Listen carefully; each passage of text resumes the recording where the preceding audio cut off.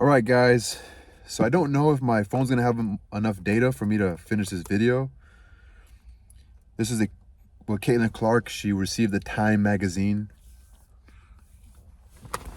this year. Oh, in college, right? So much to uncover here. I'm trying to do it maybe 15 minutes. I could be wrong. I don't know. It seems forever, especially with the way my mind works.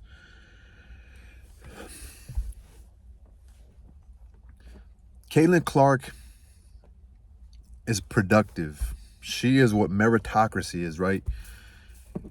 Great passer, great scorer, shooter. And just like every other great scorer, she's willing to take a lot of shots. And the more shots you take, the more you're going to miss, right? So there's times where she shoots a lot to get a lot of points. And that's just like Kobe. It's just like Jordan. Shaq was different because he was closer to the rim and he was big. He dunked. He did little hook shots. So Shaq always had a high percentage of shooting. But anybody who shoots a lot, their stats look, damn, 19 for 50, right? So let me see the psychology of it, but let me break it down. She got gifted the Times Athlete of the Year, and people were complaining. The co-founder of BET made a complaint. Other people were saying that it's white privilege, and they have been saying this throughout the season about her getting coverage.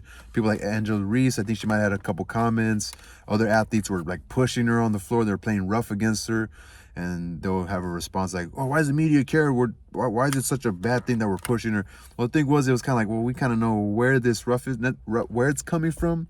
I think more eyeballs were aware of kind of how they treat rookies. So there was a question whether it because she's white, is it because she's Caitlin Clark? Might not even be because she's white. It's just is it because she's Caitlin Clark, and because there's so much hype on her? Not hype. There's so much attention on her because she is a white woman who plays this good, right? So that's the anomaly. It's like Eminem when you seen him come out of nowhere and be good at music when he did the Slim Shady LP. When he was getting and he was famous out of nowhere, people are like, why? They go back and look, oh, the Slim Shady LP. Oh, he's fucking really good. Okay, but where did he come from? Oh, so he was the only white guy amidst a majority black community. Oh, and he was actually battling against other black men and they weren't killing each other. They didn't go at each other's neck. Oh shit, he's not racist. He's just a rapper and he grew up with these people and they accept him and they have his back because that's the way it works. Like, yes, if we first meet and we look different and we don't know each other, we're going to be more cautious.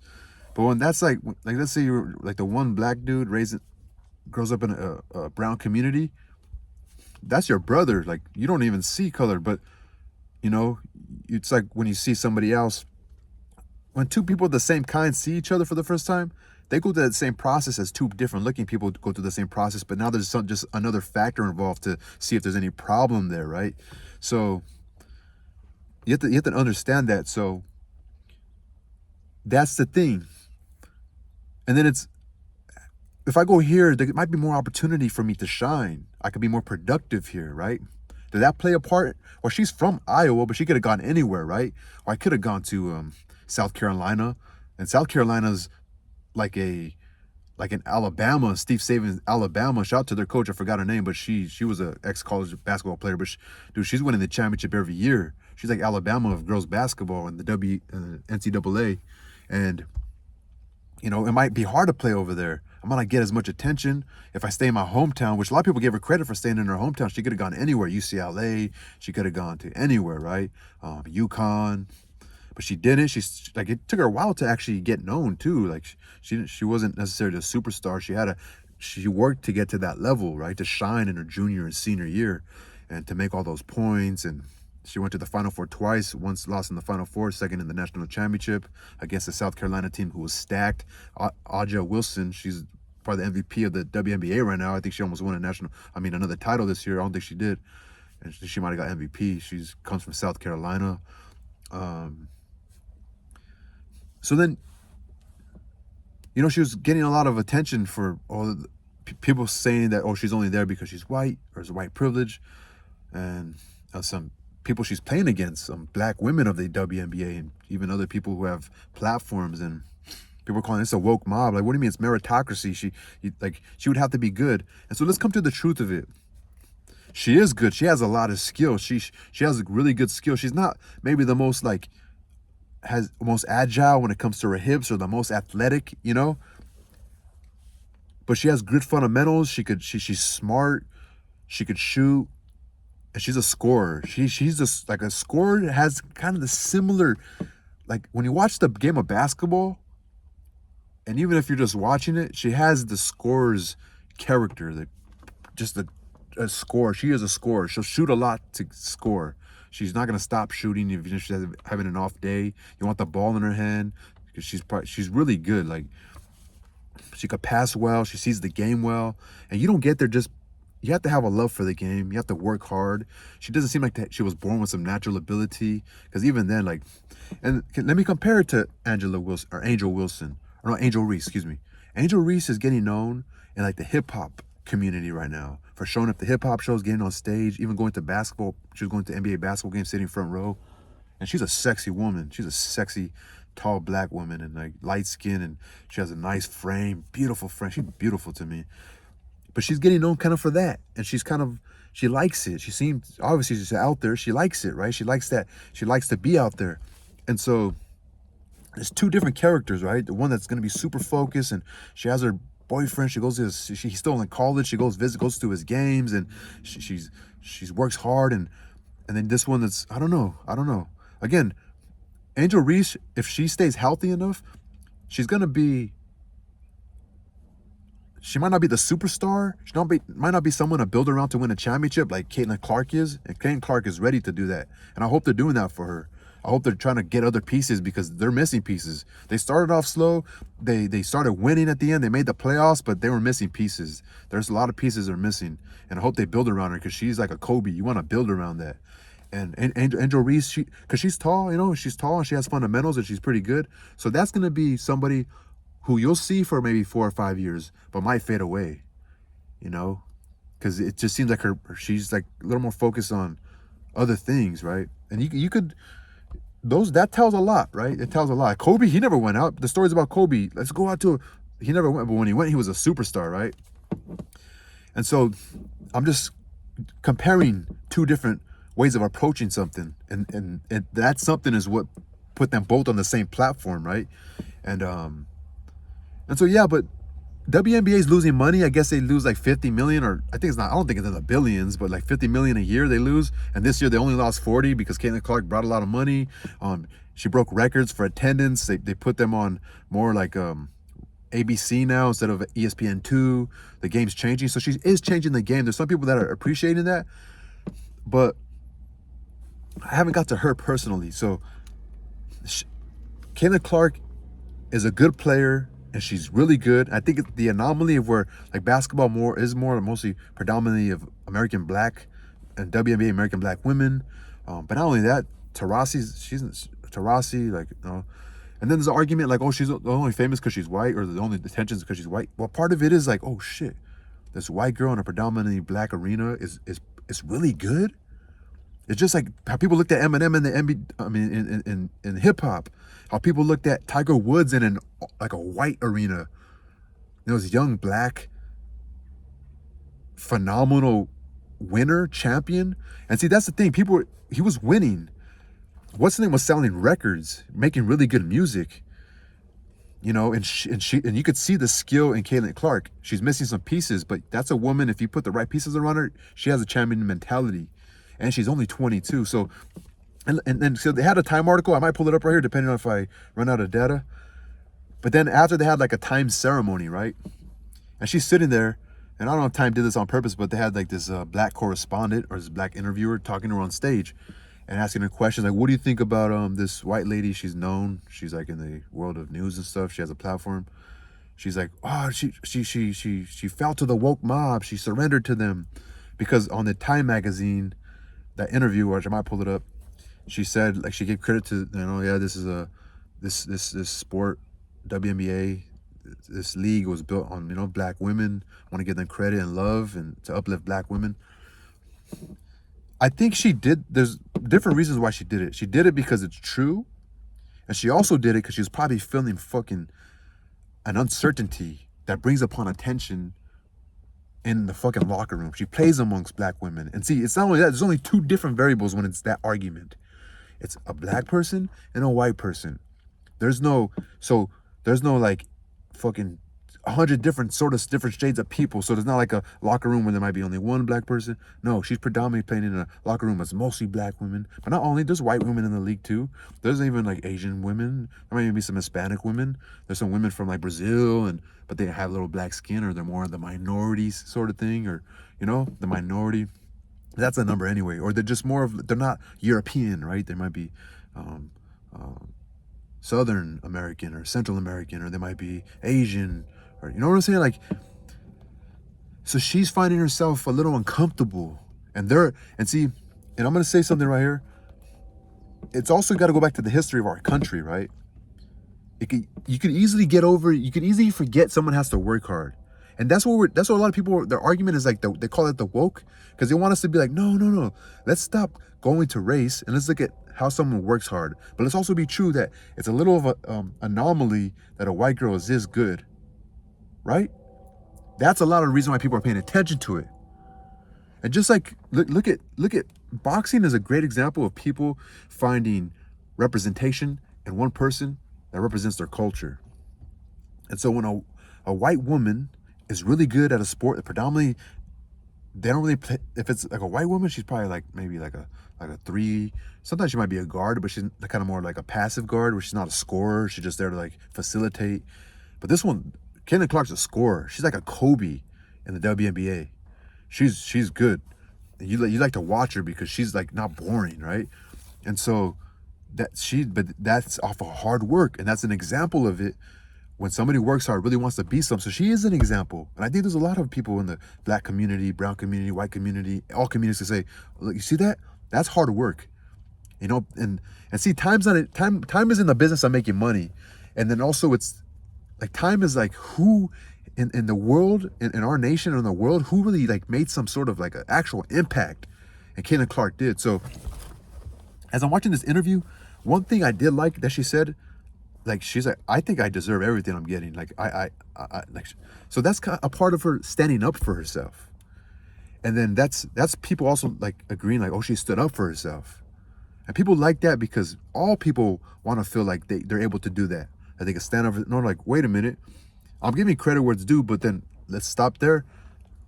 I deserve what I got. I deserve everything I'm getting. We're Rookie of the Year. She scored all the points. She even got some other awards, All-Star, and she got the Time Athlete Woman of the, like, all the people coming to see her. Yes, all her hard work, she has built this. If she wasn't good, and then again, future's gonna tell. Are people gonna keep going, or are they gonna be, oh, that was just a 1-year fluke? That wasn't really real. That was just like hype. I don't know. I don't think so. I could just see the character she has, and just the way she's 22 dealing with this pressure, and she's able to like kind of wear a mask and kind of like know like all the flattery she's getting is kind of bullshit, but just to keep a smile on her face and take it with grace. I respect her. I respect her a lot. Just like how in Los Angeles there's a guy named Lefty Gunplay who's in the hip hop, but as a Mexican, and not even that, he's like part of a South Side gang. When you go to jail, they know it's racist in there. Not racist, but they segregate by race, and it's like kind of tense. And that idea of like, so, but then the whole like gang thing kind of is like the thread that kind of like is a common denominator. And so I'm glad she said that. I deserve everything I got. I wish she could maybe double down, but she doesn't really need to. Let people like me who think a little deep do it. But I wish it was more like, wait a minute, like, I'm still young. I'm dealing with all this shit. Like, I just want to play basketball. Whoever's my friend likes me. Whoever doesn't. It's cool. This is a business, and this is a business of competition. And I want to win and win a championship. Like, I wish she'd double down a little more. I feel like she was being a little kind of nice, and I hope it doesn't tarnish her game. I hope she doesn't pass when she needs to. I hope they put the right pieces around her that want to win too, and know that she's gonna be the one to take them there, right? And I'll put some other superstar that's like wants the ball more, and she feels like she has a pass to that girl. I hope not, because I want to see her play against that individual. I want her to have supporting cast. Like Pippen was, as we see now, he was meant to be a supporting cast, right? Rodman too. Michael Jordan was meant to be the guy. And I think Caitlin Clark has that mentality where she's like, no, no, no, we don't get along. I don't get along with that girl. Like, no, no, no. We might try it a year or two, but no, I want to win a championship. Because sometimes they might slack. But if two people are dogs, it might work though. If they're both like go home and love their families and just want to work hard and be champions, that might work. But if it's like Angel Reese and Caitlin Clark, that might be like Shaq and Kobe. She wants to go out and party. It's not gonna work. I'm not saying they're gonna bring Angel Reese. I don't think it will work, but she'll call her out on it because that's Caitlin Clark's mentality. You know, she wouldn't be here if it wasn't. And so that might have been the reason why she decided to play, because in Iowa, even in football, that's the predominantly their sports. They like to keep them mostly white, American white. And you see that. And so that was also kind of a smart move. If you go here, stay, it's your hometown, people love you for it, but also you have more opportunity here. You have a lot more opportunity. Again, I made my video about Travis Hunter. You won't feel so much pressure, or just the fact that you just, and I don't know. This is just my video and my reaction to that. I don't know. I think she carried herself well. Let's see if we can put the Time video. If it doesn't, Time Magazine, Caitlin Clark. Let's see what it said.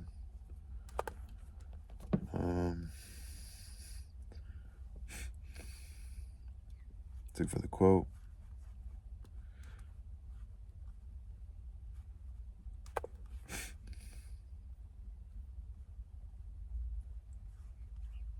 Should have read this. I would have more to tell you guys. I'm gonna read it. Again, I do think that okay, so right here. So I tell people I feel like the most controversial person, says Clark, but I'm not. It's just because of all the storylines that surround me. I literally try to live and treat everybody in the same exact respectful, kind way. It just confuses me at times. That her gender played a role in the level of scrutiny is hard to deny. Clark's introductory press conference with the fever was harbinger of things to come. I think this is so stupid. This is like, I think this Time magazine is like a woke thing, because it was like that spurred her so-called defenders to push racist, misogynist, it's not something that I can control. Let me see if I can read it off for you guys. And we'll judge it off if it's woke or not. Few jobs require less physical exertion than rebounding for Caitlin Clark on an early November morning. Two-time college National Player of the Year, University of Iowa, reigning WA Rookie of the Year, emergent American sports icon, sprints to different spots along the three-point line at Fever practice gym, trying to bang as many shots as possible over a 6-minute span. A Fever coach has tasked me with standing under the basket to retrieve her misses, but as Clark runs over the court to launch long-range bombs, I barely have to move. Swish, swish, swish. She hits 14 shots in a row, dozen in a row, 11 in a row, 9 in a row, another 9. Sure, she's putting on this display in practice, but her ability is still mesmerizing. She's 22, takes shots with the degree of difficulty never before witnessed in the women's game. Her 30-foot launches near half court, which are her signature. After her workout, I feel click on statistics from her shooting session. 93 three-pointers in 6 minutes, good for an 85% rate. Wow, she responds from the driver's seat of her gray Lexus. That's pretty good. Nice to know that after wowing so many around the world throughout her record-breaking year, Clark can still impress herself. She set her NCAA Division I women's basketball scoring record, Hall of Fame Pete Maravich's mark. So she broke a man's mark. Like, that's dope, right? A few weeks later, she broke Hall of Famer Pete Maravich's mark, making her the top scorer overall. Her college championship game between Iowa and South Carolina averaged 18.9 million viewers, becoming the second most watched women's sporting event outside the Olympic Games in the history of U.S. television. That's amazing, right? With American viewership outdrawing that of each game of the 2024 NBA Finals and World Series. Wow. And for the first time ever, more people tuned in for women's NCAA championship than the men's. As a pro, she set a rookie record for most three-pointers made in a season, while also setting new all-time WNBA records for most assists in a season. And she's a rookie. And she also was the first rookie to have a triple-double. She signed a $28 million endorsement deal with Nike, the largest ever for a women's basketball player. Clark's Fever appeared in the most-watched WNBA games ever on ABC, ESPN, CBS. Again, Nike might be woke. I'm not really sure. Not only that, they're in the business of making money. The WNBA attracted an all-time record of more than 54 million unique viewers across all its national broadcasting platforms during the regular season. The league's overall attendance jumped 48% year over year to its highest level in more than 2 decades. The Fever broke the WNBA record for home attendance by a single franchise, and Fever games were moved to NBA and NHL arenas in Las Vegas, Atlanta, and Washington, D.C. to accommodate the hordes of fans, many donning Clark's number 22. The Washington Mystics Fever regular season finale set a new NBA single game attendance record of 20,711. When asked to define her year in one word, Clark chooses historic. Clark, it quickly becomes clear, is polite and down to earth, but also has not an ounce of false humility. I've been able to captivate so many people that never watch women's sports, let alone women's basketball, and turn them into fans, she says. Good luck naming another player who altered the trajectory of their entire team sport. Within 5 months on the job, Lionel Messi had a monumental influence on Major League Soccer when he arrived in Miami, but that was already that was like last year. But he was in year 20 of his career. Michael Jordan energized the NBA in the mid-1980s, but Larry Bird and Magic Johnson had already put the league on solid footing, while other female athletes have pushed the limits of human achievement and created their own cultures. Serena Williams, Simone Biles, and the stars of the U.S. women's national soccer team all come to mind. The Clark phenomenon is still unprecedented. It's one thing to rally around athletes during global spectacles like tennis majors or an Olympics or a World Cup. It's quite another to turn routine regular season games in the WNBA, a league neglected far too long over its 27-year history, into appointment viewing. To be clear, Clark had plenty of help. The WNBA was already enjoying positive momentum going into the 2024 season, thanks to MVPs like Aja Wilson and Brianna Stewart, and some of Clark's fellow rookies like Angel Reese and Cameron Brink brought their own followings. Cameron Brink is also white, and I think Brianna Stewart maybe. But Clark took the league and the sport to a new level, even during a period when investment across women's sports is surging, team valuations are on the rise, and fan interest and engagement are at all-time highs. Her arrival was transformative. Clark's skyrocketing fame has upended her life at a dizzying rate. She now has an advanced security squad. A fan asked her to sign a sonogram. There's just so much weird stuff, she says. The Golf Channel covered her appearance at an LPGA Pro-Am event as if she were Tiger Woods in his prime, moving up his studio show by 90 minutes to provide live look-ins at her swings. She's box office, says Atlanta Dream co-owner Renee Montgomery. That's pretty cool, Atlanta Dream. She's showing her love. At times, the plot proved unpleasant. All year, Clark found herself party to raging debates, even though she's rarely, if ever, did anything to perpetuate them. I tell people I feel like I'm the most controversial person, says Clark, but I am not. It's just because of all the storylines that surround me. I literally try to live and treat everybody in the same exact respectful, kind way. It just confuses me at times that her gender played a role in the level of scrutiny is hard to deny. I don't think it did. Clark's introductory press conference with the Fever was a harbinger of things to come. A male reporter appeared to make a cringeworthy attempt at flirtation with her. So, how's that bad? Men, that's what men do. Men do the chasing, women do the choosing. He was suspended and prohibited from covering the Fever as the season progressed. More flashpoints emerged. But remember, the WNBA is very LGBTQ. They said 70% of the women are lesbian. And that's just what it is. So, and lesbians, a lot of them don't like men, dude. Whether concerning marketing advantage granted by her race, fouls that players committed against her, or her exclusion from the U.S. Olympic team, that was bad. Why did they exclude her from the Olympic team? That spurred her so-called defenders to push racist, misogynistic, anti-LGBTQ narratives, or even threaten WNBA players directly. Nah, I don't remember that. They feel like they're trying to put the people that support her against her, right? But not only that, they seem kind of phony too. And now they're being nice to her, but they didn't even put her on the Olympic team. She calls this toxicity upsetting and gross, but during the season, she addressed the discourse mostly when asked about it in courtside interviews or at press conferences rather than proactively engaging with it. Yeah, because she just wants to play basketball. It's not something I can control. And to be honest, I don't see a lot of it, she told the Athletics Trim Jim Trotter in June. Her extended interview with Time is the first time she's talked at length about her year. Yeah, because she just wants to play basketball. All this is really speaking to something much larger than Caitlin Clark, says Teresa Runstedler, a scholar of African American history at American University. It's speaking to our unresolved issues about race, gender, and sexuality in American society at this particularly fraught moment in our political landscape. I agree with that. Still, in the face of all this heaviness, joy remains the resonant vibe of Clark's 2024. Her talent brought together communities and SRO arenas and sports bars and living rooms on social media to celebrate her life, unselfish play, and ability to score in inconceivable ways when she needed to. Dude, this is basketball. We're trying to win. It's about winning. Clark certainly fed off this electricity. You feel power, Clark says. Instantly, everybody goes crazy. People are invested in the game. They love the game, and that's what makes it so fun for me. If people aren't supporting women's sport to check a box, it's going to be the new normal. The weekend before our interview, Clark attended back-to-back Taylor Swift shows at Lucas Oil Stadium. She met Swift's mother and boyfriend, Kansas City Chief, whatever, everybody knows. When fans notice her sitting in a suite, they turn around to take pictures or toss her friendship bracelets. People are just going crazy that I'm there, she says. I thought people would be so in their own world, ready to see Taylor. And it was just completely the opposite. Swift gave Clark 4 bags of Eras Tour merchandise with a note saying Clark was inspiring to watch from afar. She said, Trav and I were excited to get to a Fever game now that the tour was winding down, and invited Clark to attend a Chiefs game with her. Clark has always seemed destined for greatness, if not friendship, with the biggest pop star in the world. Her path to this woman's sports paradigm shift started in West Des Moines, Iowa, where Clark played multiple sports as a kid before focusing on her best one. She's the second of 3 children. Clark has 2 brothers. Her father, Brent Clark, is executive vice president at a company that sells and distributes agricultural and industrial parts, and her mother, Ann Nizzy Clark, is a retired marketing executive. Jan Jensen, an Iowa assistant coach at the time, first watched Clark play when she was in middle school. She had a step-back three-pointer and threw a long pass her teammate couldn't catch, but the ball was on the money. You could see her swag, says Jensen, the way she walked in a Pee Wee game when everybody's like, your shot hit the rim. Let's go get ice cream. She's like, I don't want any freaking ice cream. I want to win. That's when the Clark mission began. Her Catholic family wanted her to pick Notre Dame for college, but Clark shunned the Fighting Irish to play for her home state school. She put up big numbers at Iowa immediately, but had trouble hiding her frustrations. She'd shake her head when someone screwed up, or take it out on a towel or a chair. If somebody couldn't catch a pass, she'd throw her hands up and do a pirouette, says Lisa Bluter, the Iowa head coach during Kanan Clark's years at the school.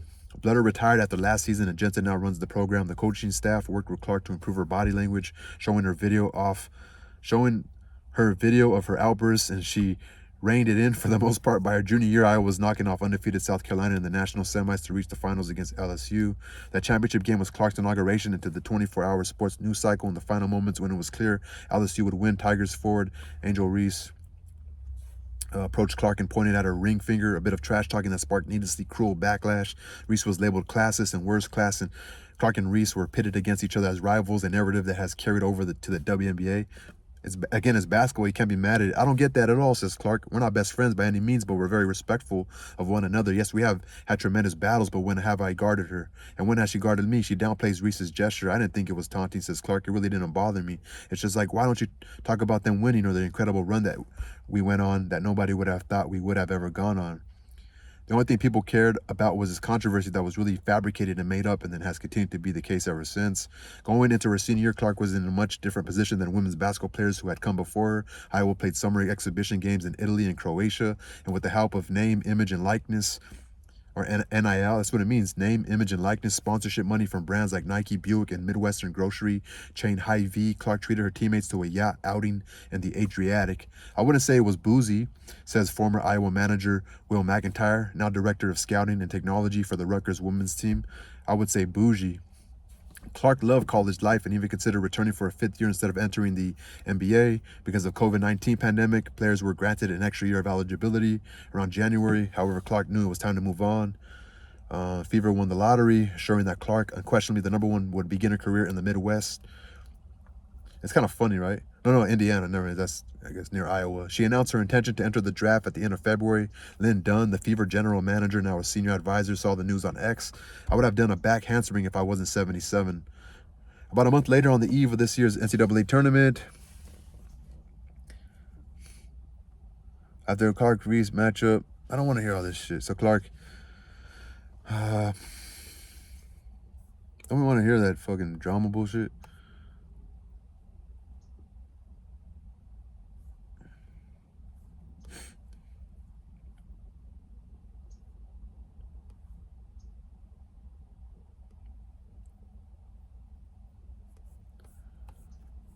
It's a lot to read. You guys can read it for yourself. I don't think it's just gonna drag. She says, like, she just gives credit to black women, man. There's nothing wrong with that shit.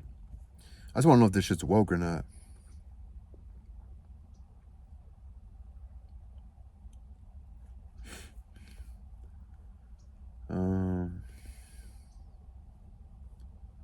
Month later on the evening, players. About a month later, on the eve of this year's NCAA tournament, West Virginia's coach told his players, let's send Caitlin Clark packing. So after Iowa dispatched the Mountaineers in the second round, Clark took a microphone before practice, stood on the scorer's table and sang Country Roads at the top of her lungs. I kind of just troll, Clark says. She has a big, loud personality with people she's comfortable with when former Iowa teammate Kate Martin visited Clark's indie apartment as a member of Las Vegas Aces in September. Clark serrated her with Luke Combs songs on her karaoke machine. She's not a good singer at all, says Martin. For the record, Temi Fagbenau, who was Clark's fever teammate this season and will join Martin on the expansion team, the Golden State Valkyries, in 2025, disagrees. As a rookie, Clark was tasked with singing happy birthday to the team's vets. She wouldn't just sing a regular happy birthday, says Fagbenau, who gives Clark's voice a 7.5 on a 10-point scale. It would be a grandiose performance. She loves her mom. After much hype, I want to personally thank Caitlin Clark for lifting up our sport. Anyway, after a much hyped Clark-Reese rematch in the Elite Eight that drew the second largest ESPN audience to any basketball game, college or pro, in a dozen years, the Hawkeyes fell short in the championship game. For the second straight year, this time to once again undefeated South Carolina. During the podium celebration, Dawn Staley, the venerated Gamecocks coach, clutched the mic and said, "I want to personally thank Caitlin Clark for lifting up our sport."